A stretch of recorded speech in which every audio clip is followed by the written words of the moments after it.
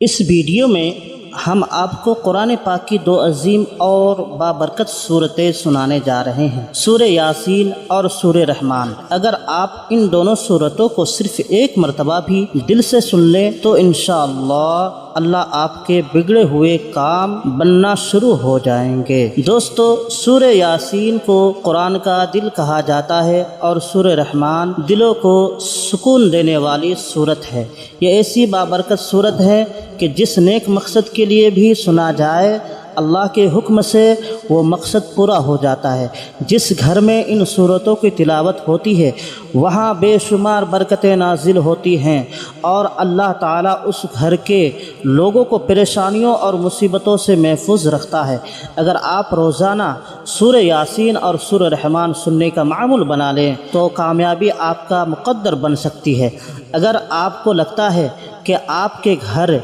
या कारोबार पर किसी का नज़र है, रिज़्क़ में तंगी है, तो अपने घर या दुकान में इन सूरतों को चलाएं। इंशाअल्लाह बुरी नज़र, जादू और दिगर मनफी असरात ख़त्म हो जाएंगे और रिज़्क़ में बेपनाह बरकत होगी। याद रखें, इन सूरतों को सिर्फ सुनना है, लेकिन शर्त यह है सुनना शुरू करें तो मुकम्मल सुनें, अधूरा ना छोड़ें। अगर आप कुरान पाक से मोहब्बत करते हैं तो इस वीडियो को अभी लाइक करें। आखिर में दुआ है कि या अल्लाह, जो लोग सूरह यासीन और सूरह रहमान को मुकम्मल सुनते हैं अपनी रहमत से उनकी तमाम परेशानियां दूर फरमा, उनके बिगड़े हुए काम बना दे और उनकी जायज़ हाजात को पूरा फरमा। आमीन। दोस्तों, कमेंट में आमीन ज़रूर लिखें, क्या पता किसकी ज़ुबान से निकली दुआ कबूल हो जाए। आप अपने दिल में नेक मकसद रखकर इन मुबारक सूरतों को सुने। बिस्मिल्लाहिर्रहमानिर्रहीम। यासीन वल क़ुरआनिल हकीम इन्नका लमिनल मुरसलीन अला सिरातिन मुस्तक़ीम तंज़ीलल अज़ीज़िर रहीम लितुंज़िर क़ौमन मा उन्ज़िर आबाउहुम फहुम गाफ़िलून। लक़द हक़्क़ल क़ौलु अला अक्सरिहिम फहुम ला युमिनून। इन्ना जअलना फ़ी अअनाक़िहिम अग़लालन फ़हिय इलल अज़क़ान फ़हुम मुक़महून। वजअलना मिन बैन अयदीहिम सद्दन वमिन खल्फ़िहिम सद्दन फ़अग़शयनाहुम फ़हुम ला युबसिरून। वसवाउन अलैहिम अअंज़रतहुम अम लम तुंज़िरहुम ला युमिनून। इन्नमा तुंज़िरु मन इत्तबअ अज़्ज़िक्र व ख़शियर रहमान बिलग़ैब फ़बश्शिरहु बिमग़फ़िरतिन व अज्रिन करीम। इन्ना नहनु नुह्यिल मौता व नक्तुबु मा क़द्दमू व आसारहुम व कुल्ल शैइन अहसयनाहु फ़ी इमामिन मुबीन। वضرب لهم مثلا أصحاب القرية إذ جاءها المرسلون إذ أرسلنا إليهم اثنين فكذبوهما فعززنا بثالث فقالوا إنا إليكم مرسلون قالوا ما أنتم إلا بشر مثلنا وما أنزل الرحمن من شيء إن أنتم إلا تكذبون قالوا ربنا يعلم إنا إليكم لمرسلون وما علينا إلا البلاغ المبين قالوا إنا تطيرنا بكم لئن لم تنتهوا لنرجمنكم وليمسنكم منا عذاب أليم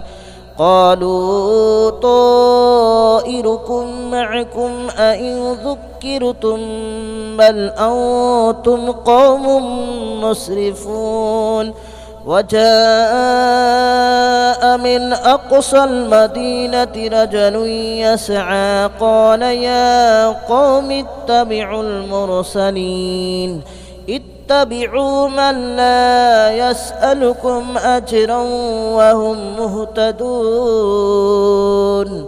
وما لي لا أعبد الذي فطرني وإليه ترجعون أأتخذ من دونه آلهة إن يردني الرحمن بضر لا تغن عني شفاءتهم شيئا ولا ينقذون إني إذا لفي ضلال مبين إني آمنت بربكم فاسمعون قيل ادخل الجنة قال يا ليت قومي يعلمون بما غفر لي ربي وجعلني من المكرمين وما أنزلنا على قومه من بعده من جود من السماء وما كنا منزلين إن كانت إلا صيحة واحدة فإذا هم خامدون يا حسرة على العباد ما يأتيهم من رسول إلا كانوا به يستهزئون ألم يروا كم أهلكنا قبلهم من القرون أنهم إليهم لا يرجعون وإن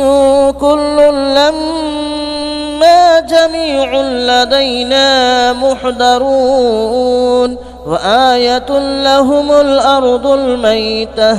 أحييناها وأخرجنا منها حبا فمنه يأكلون وجعلنا فيها جنات من نخيل وأعناب وفجرنا فيها من العيون ليأكلوا من ثمره وما عملته أيديهم أفلا يشكرون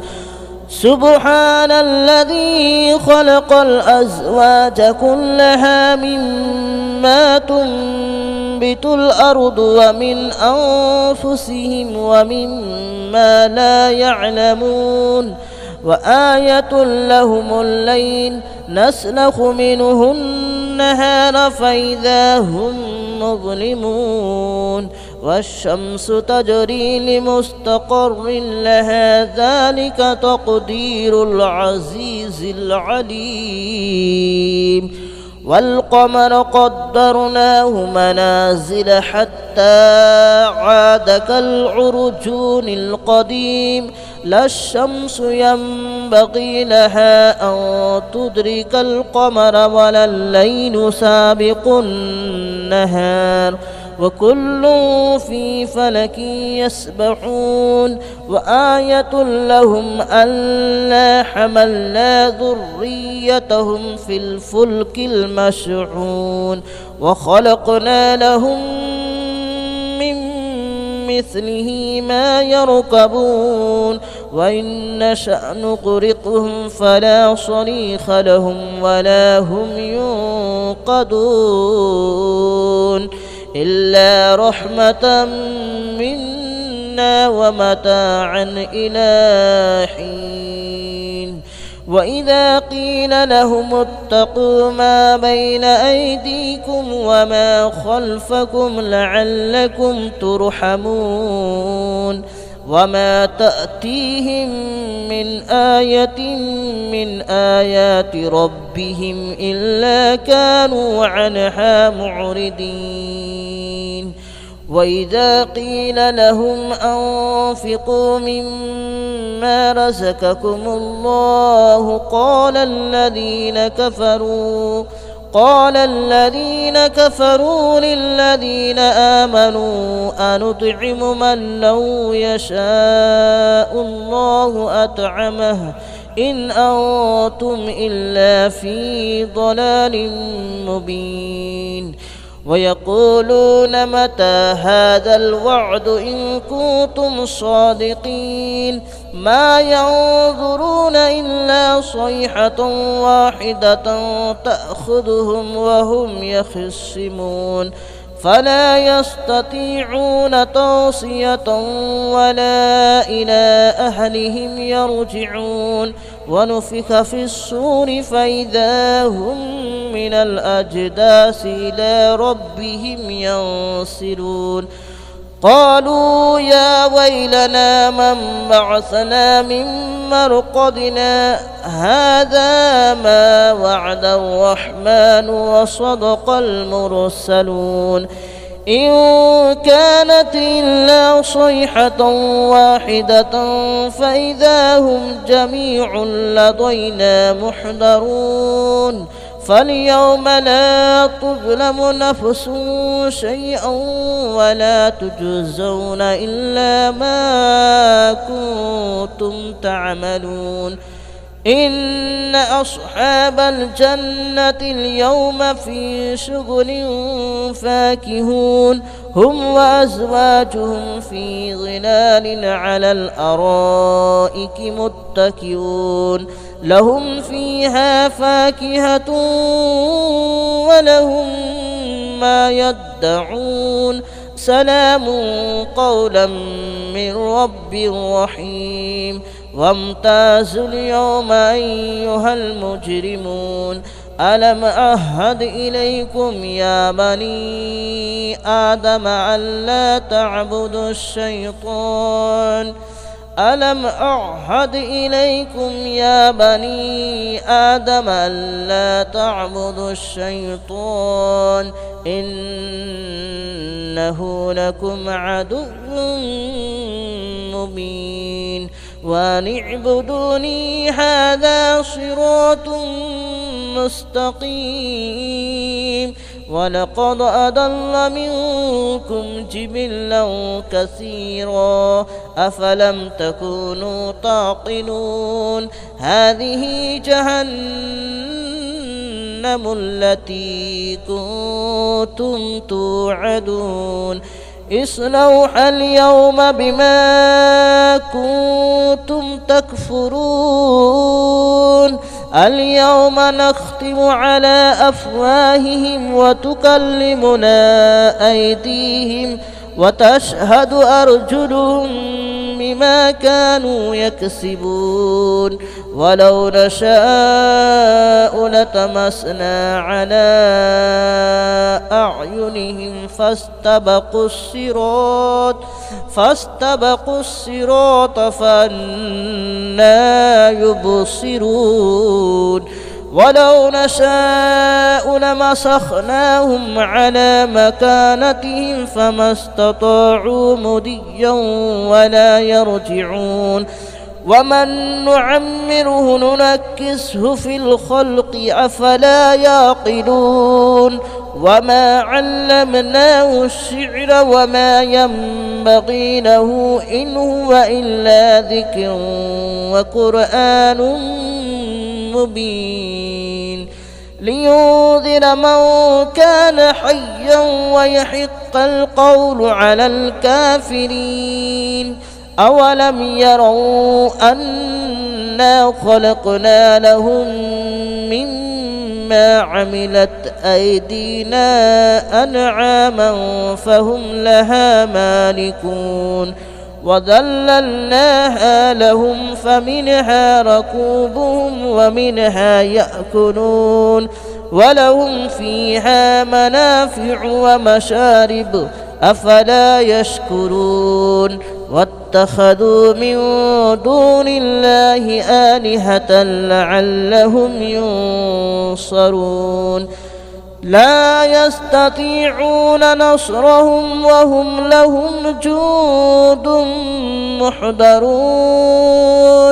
فلا يحزنك قولهم إنا نعلم ما يسرون وما يعلنون أولم ير الإنسان أنا خلقناه من نطفة فإذا هو خصيم مبين وضرب لنا مثلا ونسي خلقه قال من يحيي العظام وهي رميم قل يحييها الذي أنشأها أول مرة وهو بكل خلق عليم الذي جعل لكم من الشجر الأخضر نارا فإذا أنتم منه توقدون أوليس الذي خلق السماوات والأرض بقادر على أن يخلق مثلهم بلى وهو الخلاق العليم إنما أمره إذا أراد شيئا أن يقول له كن فيكون فسبحان الذي بيده ملكوت كل شيء وإليه ترجعون بسم الله الرحمن الرحيم الرحمن علم القرآن خلق الإنسان علمه البيان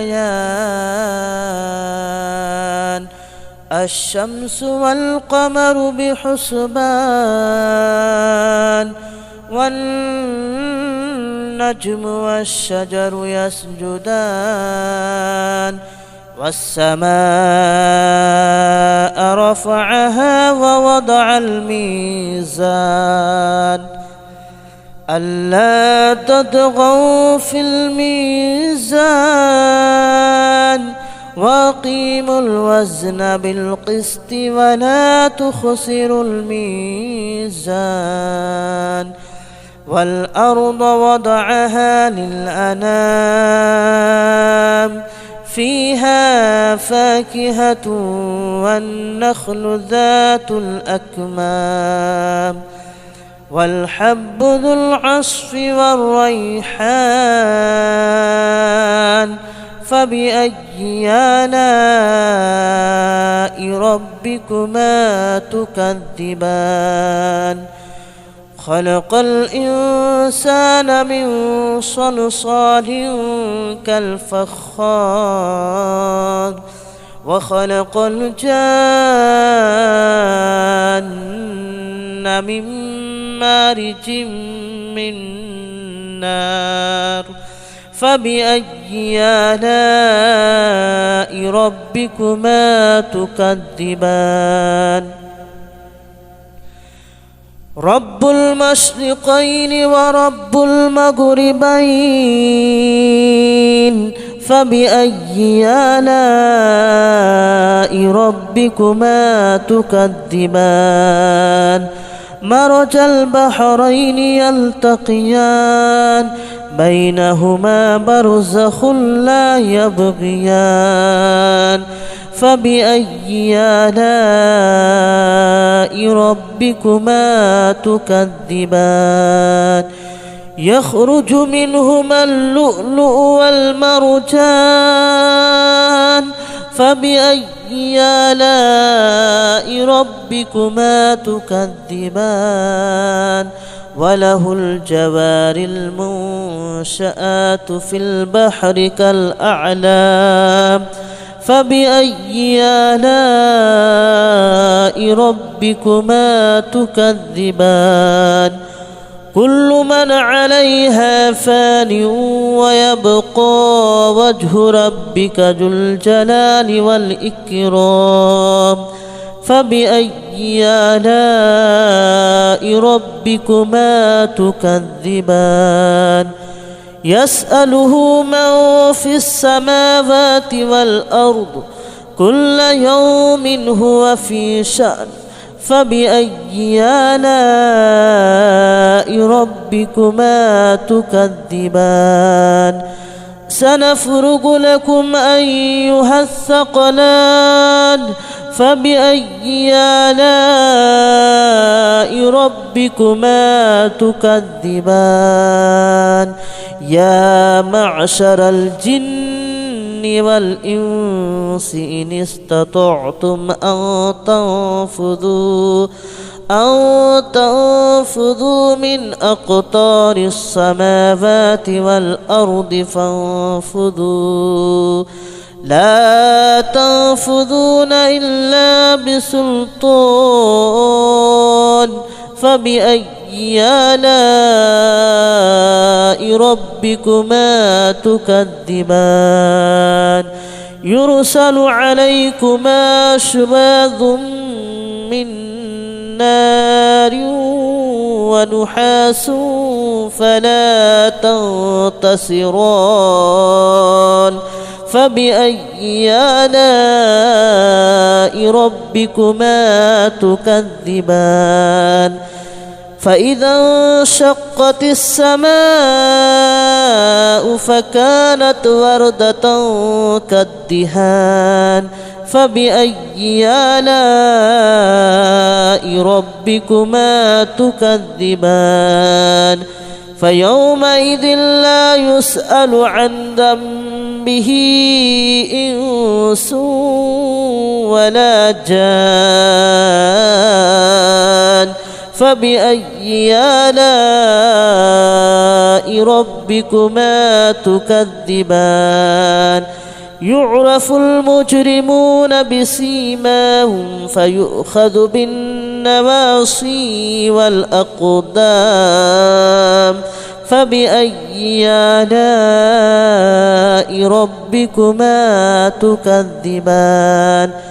هذه جهنم التي يكذب بها المجرمون يطوفون بينها وبين حميم آن فبأي آلاء ربكما تكذبان ولمن خاف مقام ربه جنتان فبأي آلاء ربكما تكذبان ذواتا أفنان فبأي آلاء ربكما تكذبان فيهما عينان تجريان فبأي آلاء ربكما تكذبان فيهما من كل فاكهة زوجان فبأي آلاء ربكما تكذبان متكئين على فرش بطائنها من استبرق وجنى الجنتين دان فبأي آلاء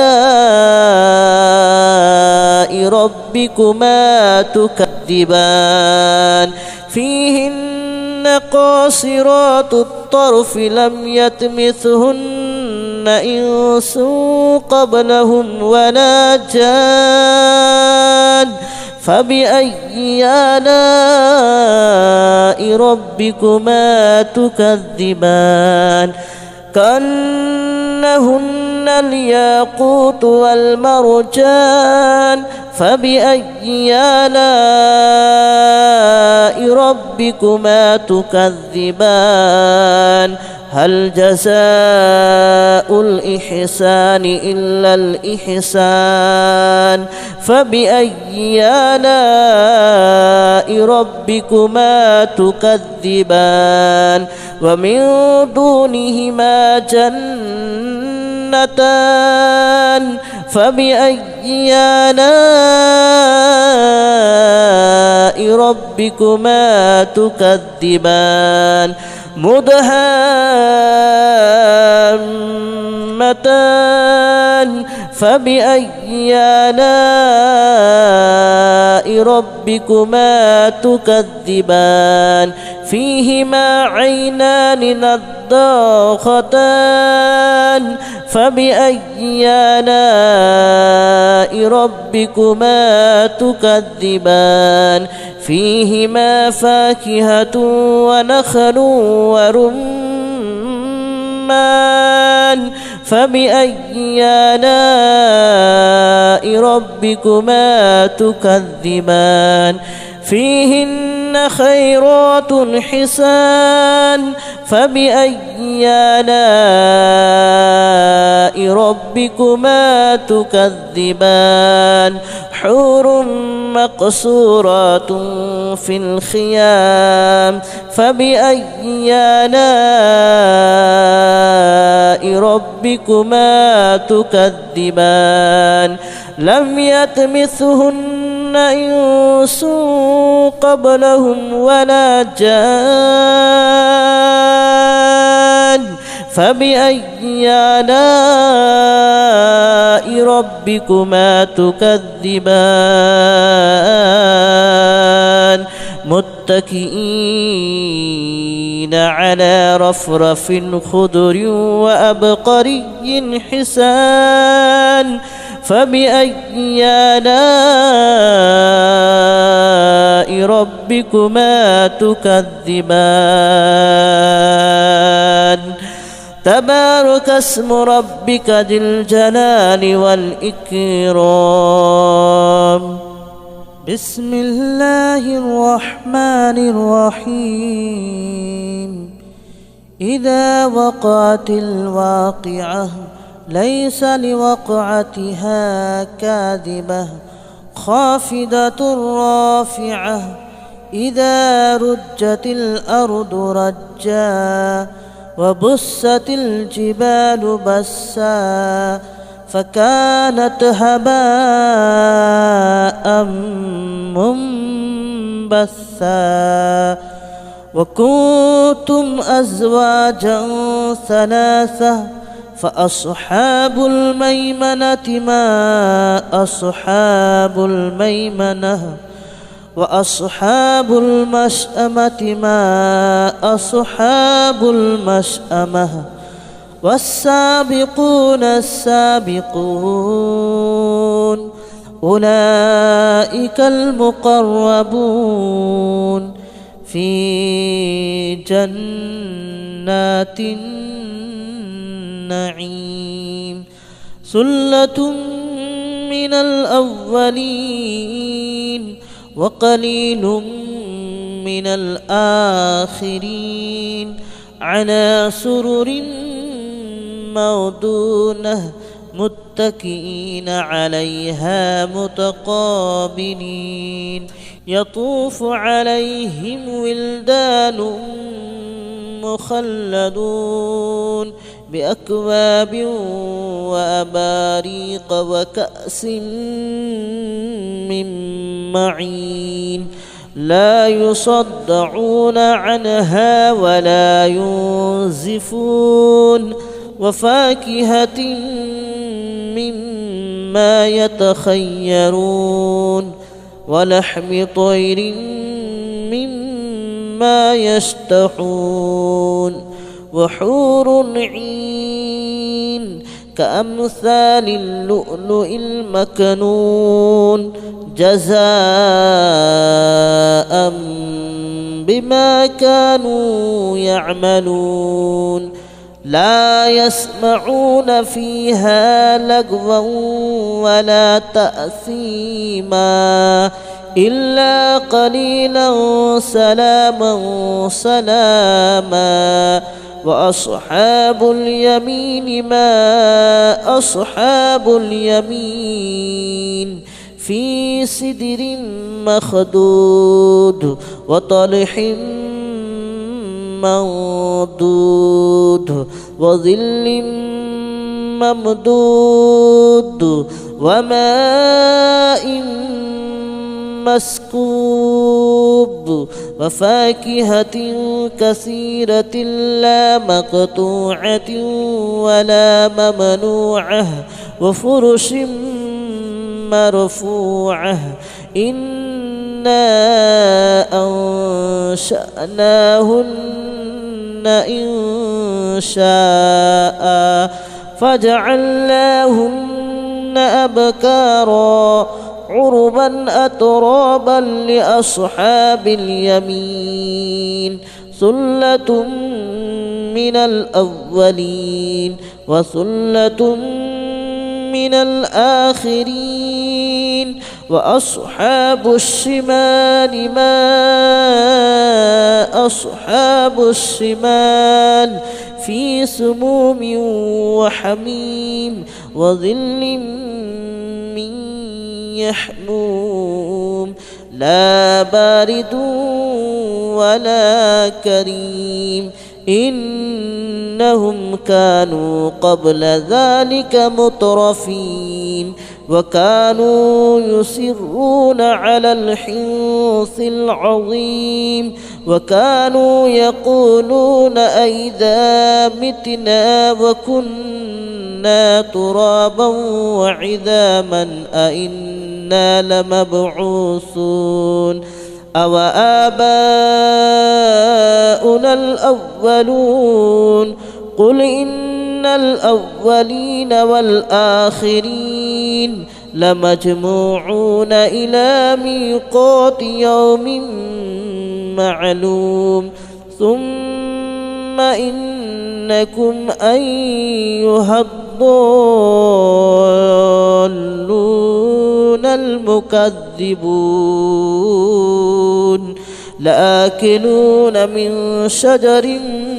من زقوم فمالئون منها البطون فشاربون عليه من الحميم فشاربون شرب الحميم هذا نزلهم يوم الدين نحن خلقناكم فلولا تصدقون أفرأيتم ما تمنون أأنتم تخلقونه أم نحن الخالقون نحن قدرنا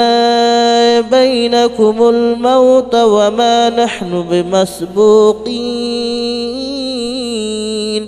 على أن نبدل أمثالكم وننشئكم فيما لا تعلمون ولقد علمتم النشأة الأولى فلولا تذكرون أفرأيتم ما تحرثون أأنتم تزرعونه أم نحن الزارعون لو نشاء لجعلناه هطاما فظلتم تفكهون إنا لمغرمون بل نحن محرومون أفرأيتم الماء الذي تشربون أأنتم أنزلتموه من المزن أم نحن المنزلون لو نشاء جعلناه أجاجا فلولا تشكرون أفرأيتم النار التي تورون أأنتم أنشأتم شجرتها أم نحن المنشئون نحن جعلناها تذكرة ومتاعا للمتقين نحن جعلناها تذكرة ومتاعا للمقوين فسبح باسم ربك العظيم فلا أقسم بمواقع النجوم وإنه لقسم لو تعلمون عظيم إنه لقرآن كريم في كتاب مكنون لا يمسه إلا المطهرون تنزيل من رب العالمين أفبهذا الحديث أنتم مدهنون وتجعلون رزقكم أنكم تكذبون فلولا إذا بلغت الحلقوم وأنتم حينئذ تنظرون ونحن أقرب إليه منكم ولكن لا تبصرون فلولا إن كنتم غير مدينين ترجعونها إن كنتم صادقين فأما إن كان من المقربين فروح وريحان وجنة نعيم وأما إن كان من أصحاب اليمين فسلام لك من أصحاب اليمين وأما إن كان من المكذبين الضالين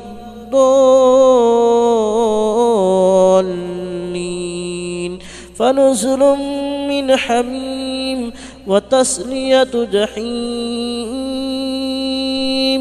إن هذا لهو حق اليقين فسبح باسم ربك العظيم بسم الله الرحمن الرحيم ياسين والقرآن الحكيم إنك لمن المرسلين على صراط مستقيم تنزيل العزيز الرحيم لتنذر قوما ما أنذر آباؤهم فهم غافلون لقد حق القول على أكثرهم فهم لا يؤمنون إنا جعلنا في أعناقهم أغلالا فهي إلى الأذقان فهم مقمحون وجعلنا من بين أيديهم سدا ومن خلفهم سدا فأغشيناهم فهم لا يبصرون وسواء عليهم أنذرتهم أم لم تنذرهم لا يؤمنون إنما تنذر من اتبع الذكر وخشي الرحمن بالغيب فبشره بمغفرة وأجر كريم إنا نحن نحيي الموتى ونكتب ما قدموا وآثارهم وكل شيء أحصيناه في إمام مبين واضرب لهم مثلا أصحاب القرية إذ جاءها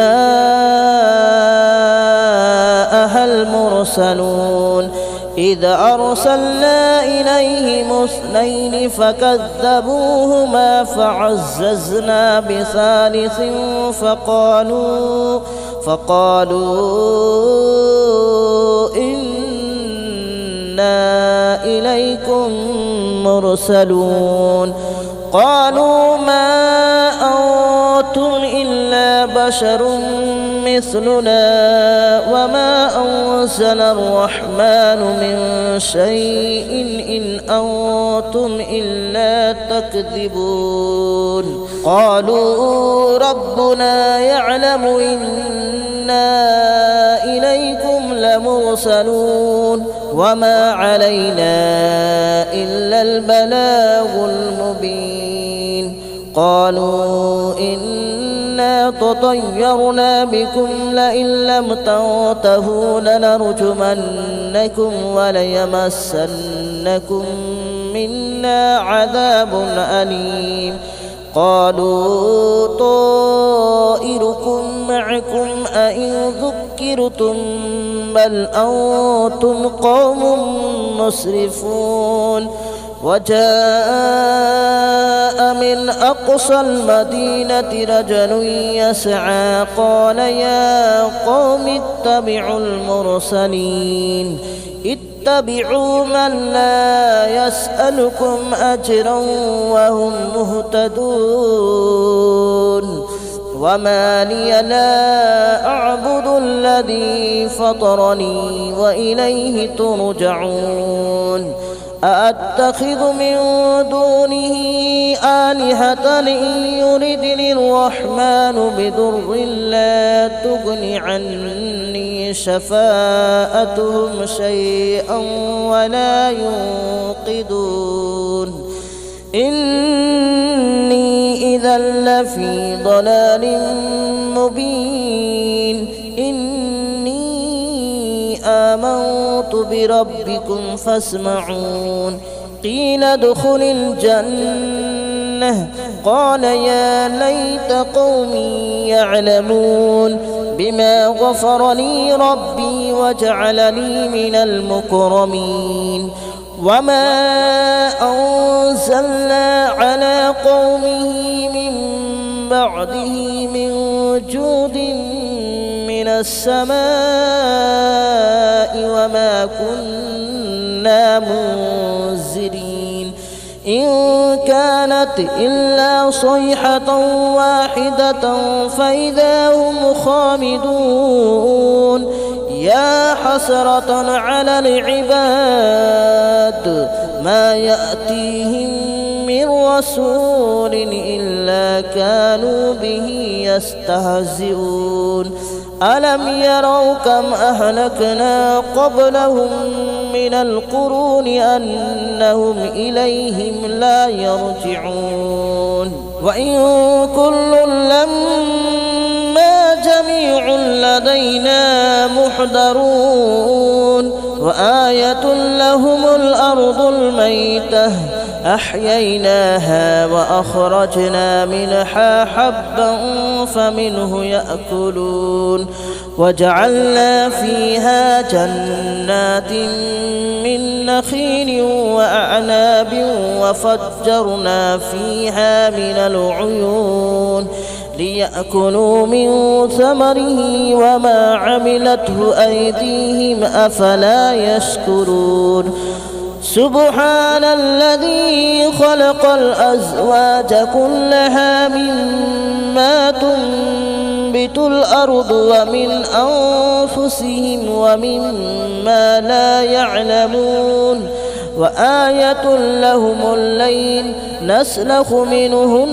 النهار فإذا هم مظلمون والشمس تجري لمستقر لها ذلك تقدير العزيز العليم والقمر قدرناه منازل حتى عاد كالعرجون القديم لا الشمس ينبغي لها أن تدرك القمر ولا الليل سابق النهار وكل في فلك يسبحون وآية لهم ألا حملنا ذريتهم في الفلك المشحون وخلقنا لهم من مثله ما يركبون وإن نشأ نغرقهم فلا صريخ لهم ولا هم ينقذون إلا رحمة منا ومتاعا إلى حين وإذا قيل لهم اتقوا ما بين أيديكم وما خلفكم لعلكم ترحمون وما تأتيهم من آية من آيات ربهم إلا كانوا عنها معرضين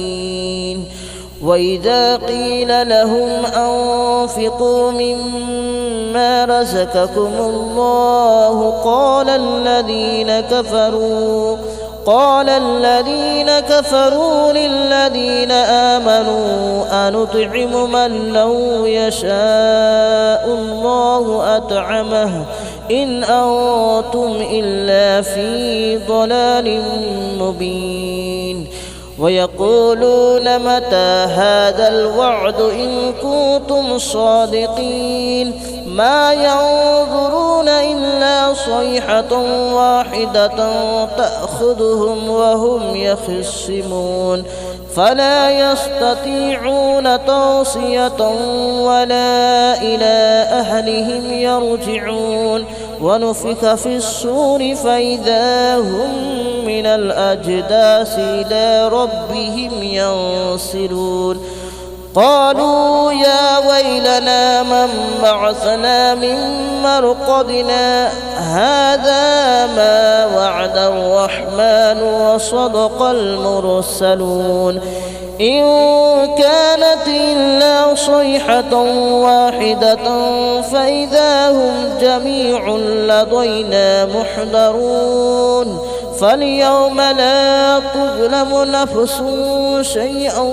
ولا تجزون إلا ما كنتم تعملون إن أصحاب الجنة اليوم في شغل فاكهون هم وأزواجهم في ظلال على الأرائك متكئون لهم فيها فاكهة ولهم ما يدعون سلام قولا من رب رحيم وامتازوا اليوم أيها المجرمون ألم أعهد إليكم يا بني آدم ألا تعبدوا الشيطان ألم أعهد إليكم يا بني آدم ألا تعبدوا الشيطان إنه لكم عدو مبين وأن اعبدوني هذا صراط مستقيم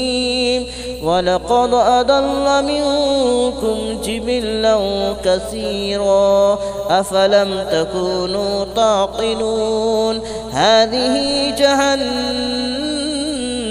التي كنتم توعدون اصلوها اليوم بما كنتم تكفرون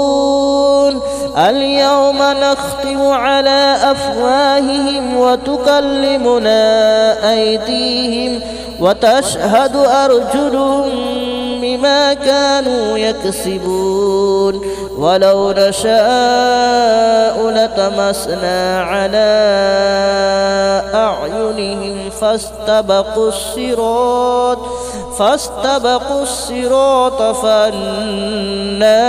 يبصرون ولو نشاء لمسخناهم على مكانتهم فما استطاعوا مضيا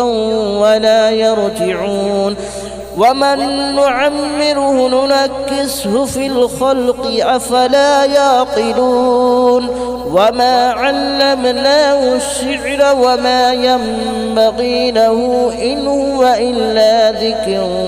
وقرآن مبين لينذر من كان حيا ويحق القول على الكافرين أولم يروا أنا خلقنا لهم مما عملت أيدينا أنعاما فهم لها مالكون وذللناها لهم فمنها ركوبهم ومنها يأكلون ولهم فيها منافع ومشارب أفلا يشكرون واتخذوا من دون الله آلهة لعلهم ينصرون لا يستطيعون نصرهم وهم لهم جند محضرون فلا يحزنك قولهم إنا نعلم ما يسرون وما يعلنون أولم ير الإنسان أنا خلقناه من نطفة فإذا هو خصيم مبين وضرب لنا مثلا ونسي خلقه قال من يحيي العظام وهي رميم قل يحييها الذي أنشأها أول مرة وهو بكل خلق عليم الذي جعل لكم من الشجر الأخضر نارا فإذا أنتم منه توقدون أوليس الذي خلق السماوات والأرض بقادر على أن يخلق مثلهم بلى وهو الخلاق العليم إنما أمره إذا أراد شيئا أن يقول له كن فيكون فسبحان الذي بيده ملكوت كل شيء وإليه ترجعون بسم الله الرحمن الرحيم الرحمن علم القرآن خلق الإنسان علمه البيان الشمس والقمر بحسبان والنجم والشجر يسجدان والسماء رفعها ووضع الميزان ألا تطغوا في الميزان وأقيموا الوزن بالقسط ولا تخسروا الميزان والأرض وضعها للأنام فيها فاكهة والنخل ذات الأكمام والحب ذو العصف والريحان فبأي آلاء ربكما تكذبان خلق الإنسان من صلصال كالفخار وخلق الجان من مارج من نار فبأي آلاء ربكما تكذبان رب المشرقين ورب المغربين فبأي آلاء ربكما تكذبان مرج البحرين يلتقيان بينهما برزخ لا يبغيان فبأي آلاء ربكما تكذبان يخرج منهما اللؤلؤ والمرجان فبأي آلاء ربكما تكذبان وله الجوار المنشآت في البحر كالأعلام فبأي آلاء ربكما تكذبان كل من عليها فان ويبقى وجه ربك ذو الجلال والإكرام فبأي آلاء ربكما تكذبان يسأله من في السماوات والأرض كل يوم هو في شأن فبأي آلاء ربكما تكذبان سنفرغ لكم أيها الثقلان فبأي آلاء ربكما تكذبان يا معشر الجن والإنس إن استطعتم أن تنفذوا من أقطار السماوات والأرض فانفذوا لا تنفذون إلا بسلطان فبأي آلاء ربكما تكذبان يرسل عليكما شواظ من نار ونحاس فلا تنتصران فبأي آلاء ربكما تكذبان فإذا انشقت السماء فكانت وردة كالدهان فبأي آلاء ربكما تكذبان فيومئذ لا يسأل عن ذنبه إنس ولا جان فبأي آلاء ربكما تكذبان يعرف المجرمون بسيماهم فيؤخذ بالنواصي والأقدام فبأي آلاء ربكما تكذبان هذه جهنم التي يكذب بها المجرمون يطوفون بينها وبين حميم آن فبأي آلاء ربكما تكذبان ولمن خاف مقام ربه جنتان فبأي آلاء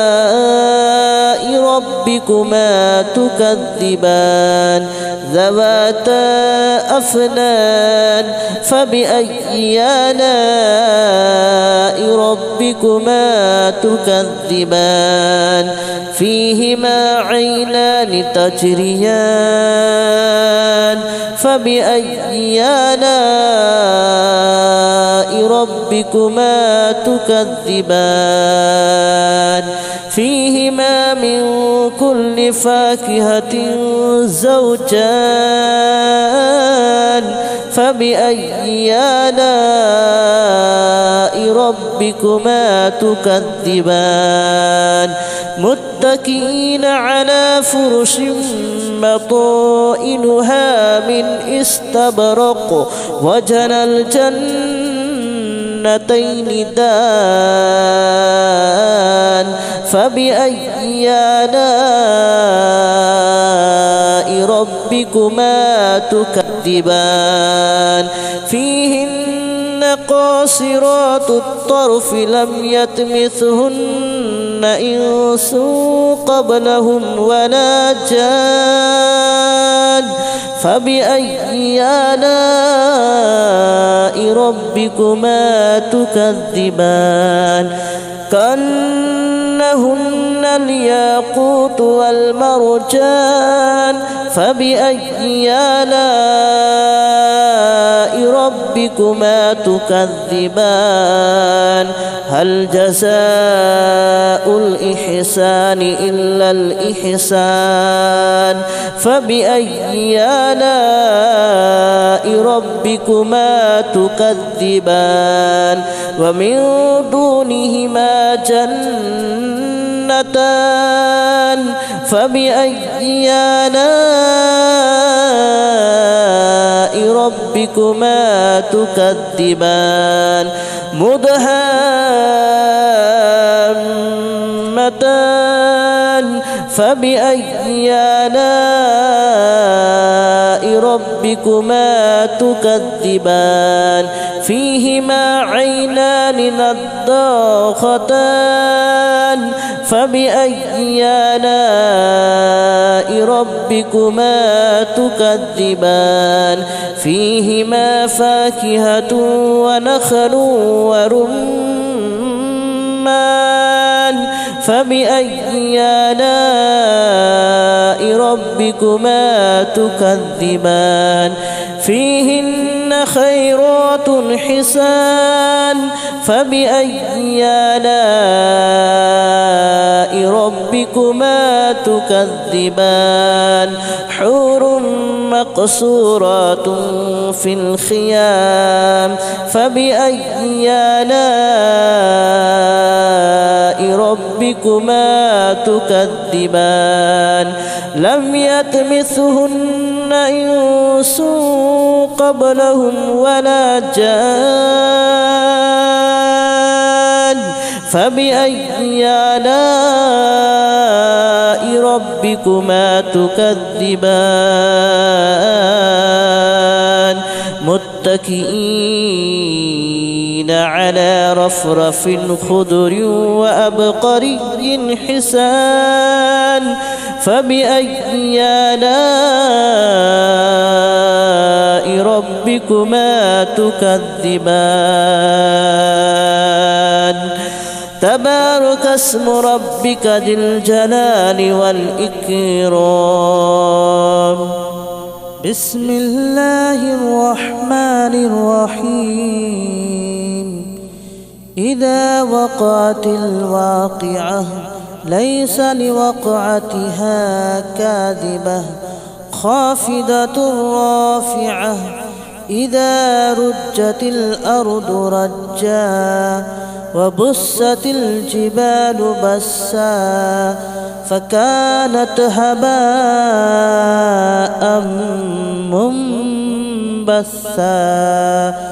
وكنتم أزواجا ثلاثة فأصحاب الميمنة ما أصحاب الميمنة وأصحاب المشأمة ما أصحاب المشأمة والسابقون السابقون أولئك المقربون في جنات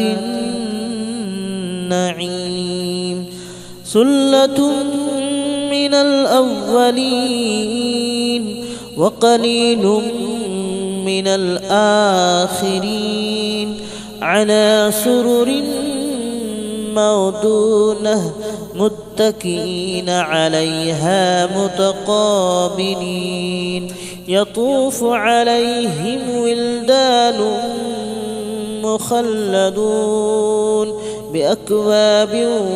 وأباريق وكأس من معين لا يصدعون عنها ولا ينزفون وفاكهة مما يتخيرون ولحم طير مما يشتهون وحور عين كأمثال اللؤلؤ المكنون جزاء بما كانوا يعملون لا يسمعون فيها لغوا ولا تأثيما إلا قليلا سلاما سلاما وأصحاب اليمين ما أصحاب اليمين في سدر مخدود وطلح منضود وظل ممدود وماء مسكوب وفاكهة كثيرة لا مقطوعة ولا ممنوعة وفرش مرفوعة إنا أنشأناهن إن شاء فجعلناهن أبكارا عربا أترابا لأصحاب اليمين ثلة من الأولين وثلة من الآخرين وأصحاب الشمال ما أصحاب الشمال في سموم وحميم وظل من يحموم لا بارد ولا كريم إنهم كانوا قبل ذلك مترفين وكانوا يصرون على الحنث العظيم وكانوا يقولون أئذا متنا وكنا ترابا وعظاما أئنا لمبعوثون أو آباؤنا الأولون قل إن الأولين والآخرين لمجموعون إلى ميقات يوم معلوم ثم إنكم أيها الضالون المكذبون لآكلون من شجر من زقوم فمالئون منها البطون فشاربون عليه من الحميم فشاربون شرب الحميم هذا نزلهم يوم الدين نحن خلقناكم فلولا تصدقون أفرأيتم ما تمنون أأنتم تخلقونه أم نحن الخالقون نحن قدرنا بينكم الموت وما نحن بمسبوقين على أن نبعث نبدل أمثالكم وننشئكم فيما لا تعلمون ولقد علمتم النشأة الأولى فلولا تذكرون أفرأيتم ما تحرثون أأنتم تزرعونه أم نحن الزارعون لو نشاء لجعلناه هطاما فظلتم تفكهون إنا لمغرمون بل نحن محرومون أفرأيتم الماء الذي تشربون أأنتم أنزلتموه من المزن أم نحن المنزلون لو نشاء جعلناه أجاجا فلولا تشكرون أفرأيتم النار التي تورون أأنتم أنشأتم شجرتها أم نحن المنشئون نحن جعلناها تذكرة ومتاعا للمتقين نحن جعلناها تذكرة ومتاعا للمقوين فسبح باسم ربك العظيم فلا أقسم بمواقع النجوم وإنه لقسم لو تعلمون عظيم إنه لقرآن كريم في كتاب مكنون لا يمسه إلا المطهرون تنزيل من رب العالمين أفبهذا الحديث أنتم مدهنون وتجعلون رزقكم أنكم تكذبون فلولا إذا بلغت الحلقوم وأنتم حينئذ تنظرون ونحن أقرب إليه منكم ولكن لا تبصرون فلولا إن كنتم غير مدينين ترجعونها إن كنتم صادقين فأما إن كان من المقربين فروح وريحان وجنة نعيم وأما إن كان من أصحاب اليمين فسلام لك من أصحاب اليمين وأما إن كان من المكذبين الضالين فنزل من حميم وتصلية جحيم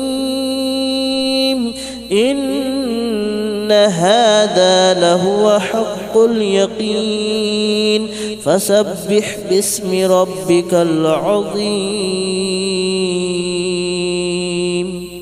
بسم الله الرحمن الرحيم ياسين والقرآن الحكيم إنك لمن المرسلين على صراط مستقيم تنزيل العزيز الرحيم لتنذر قوما ما أنذر آباؤهم فهم غافلون لقد حق القول على أكثرهم فهم لا يؤمنون إنا جعلنا في أعناقهم أغلالا فهي إلى الأذقان فهم مقمحون وجعلنا من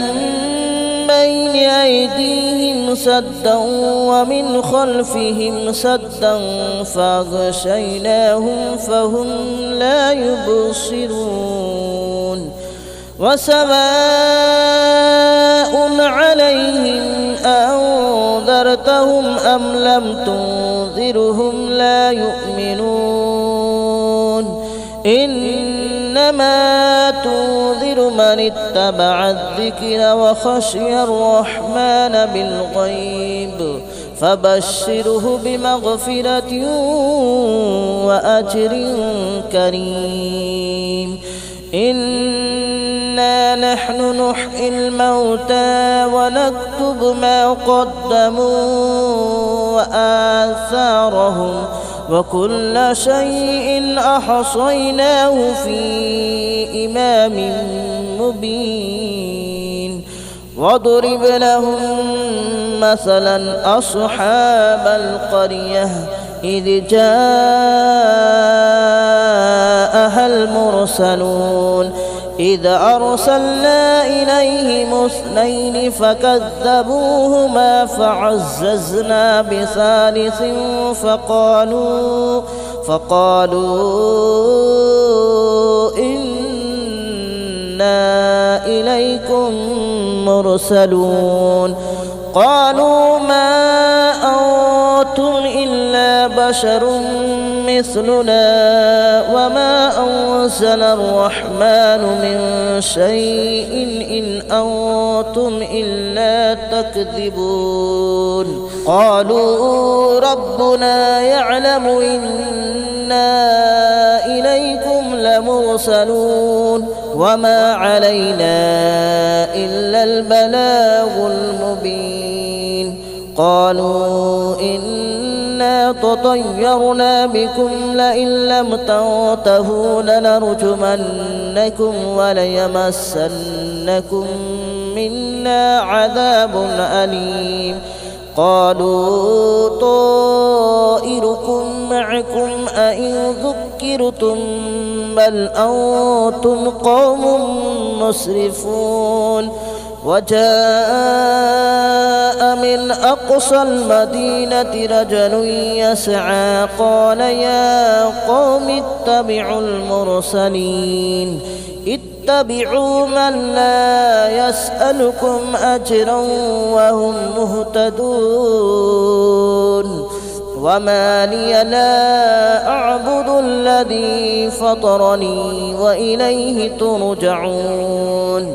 أأتخذ من دونه آلهة إن يردني الرحمن بضر لا تغن عني شفاءتهم شيئا ولا ينقذون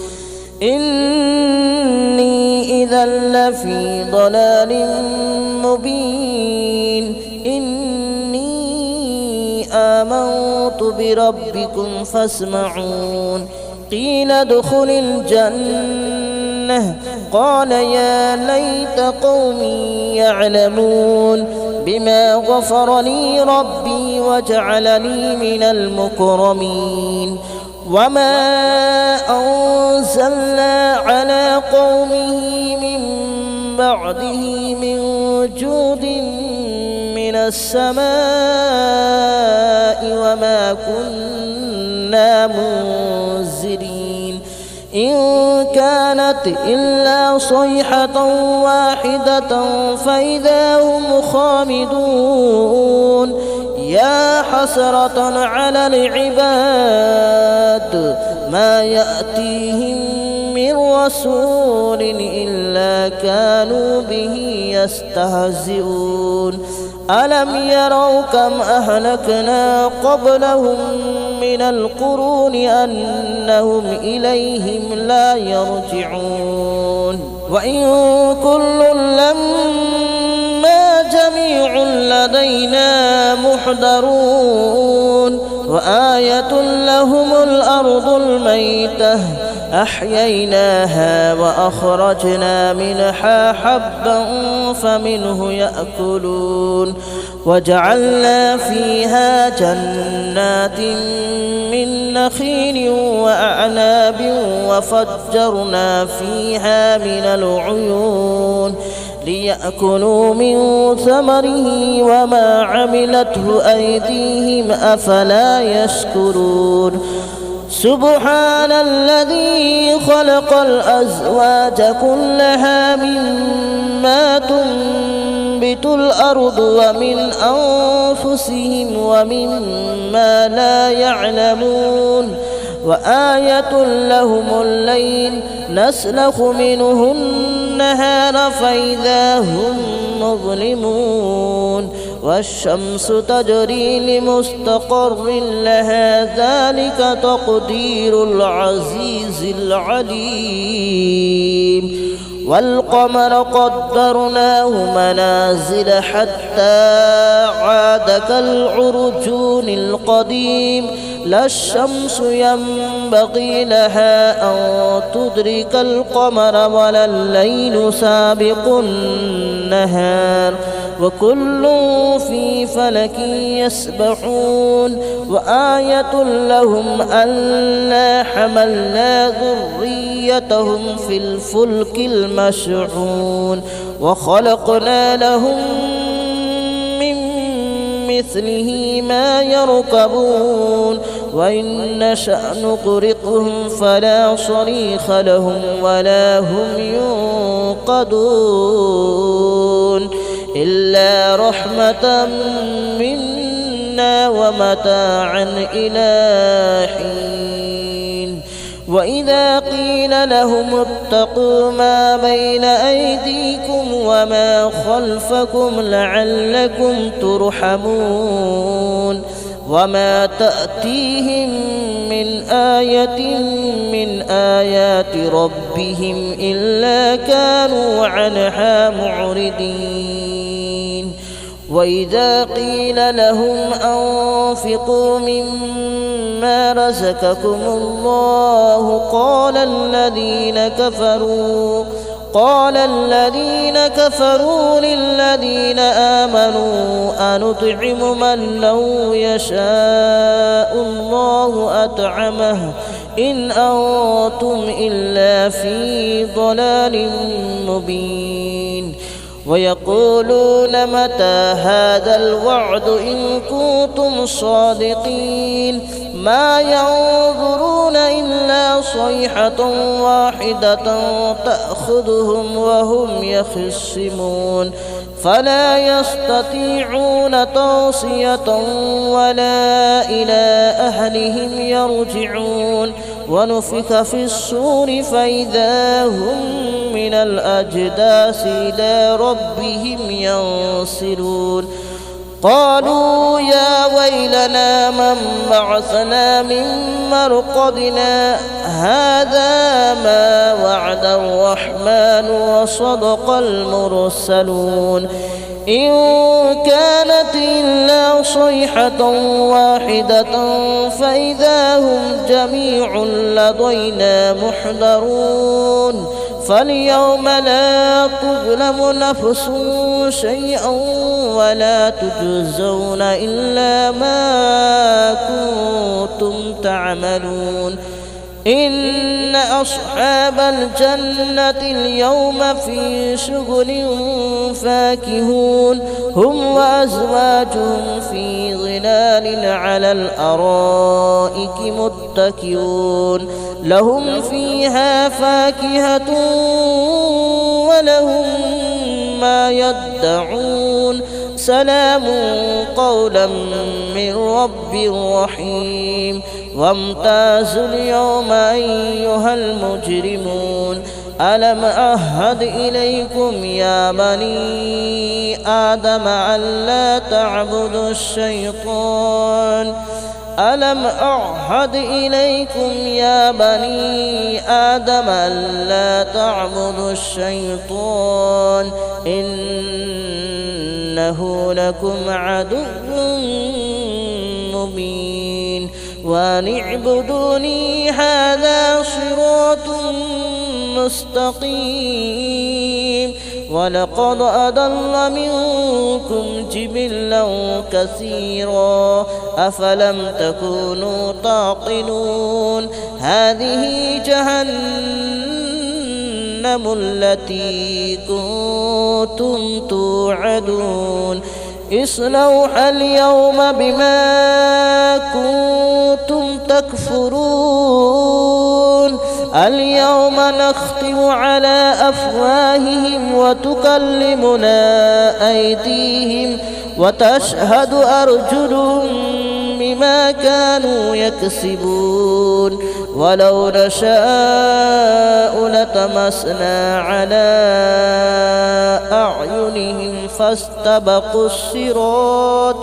فاستبقوا الصراط فأنى يبصرون ولو نشاء لمسخناهم على مكانتهم فما استطاعوا مضيا ولا يرجعون ومن نعمره ننكسه في الخلق أفلا يعقلون وما علمناه الشعر وما ينبغي له إن هو إلا ذكر وقرآن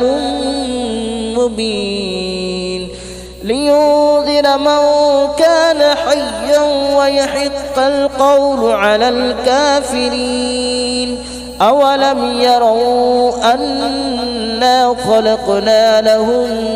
مما عملت أيدينا أنعاما فهم لها مالكون وذللناها لهم فمنها ركوبهم ومنها يأكلون ولهم فيها منافع ومشارب أفلا يشكرون واتخذوا من دون الله آلهة لعلهم ينصرون لا يستطيعون نصرهم وهم لهم جند محضرون فلا يحزنك قولهم إنا نعلم ما يسرون وما يعلنون أولم ير الإنسان أنا خلقناه من نطفة فإذا هو خصيم مبين وضرب لنا مثلا ونسي خلقه قال من يحيي العظام وهي رميم قل يحييها الذي أنشأها أول مرة وهو بكل خلق عليم الذي جعل لكم من الشجر الأخضر نارا فإذا أنتم منه توقدون أوليس الذي خلق السماوات والأرض بقادر على أن يخلق مثلهم بلى وهو الخلاق العليم إنما أمره إذا أراد شيئا أن يقول له كن فيكون فسبحان الذي بيده ملكوت كل شيء وإليه ترجعون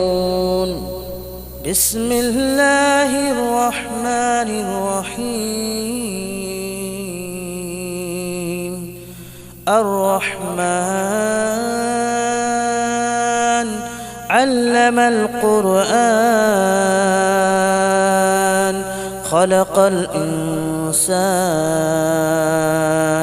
علمه البيان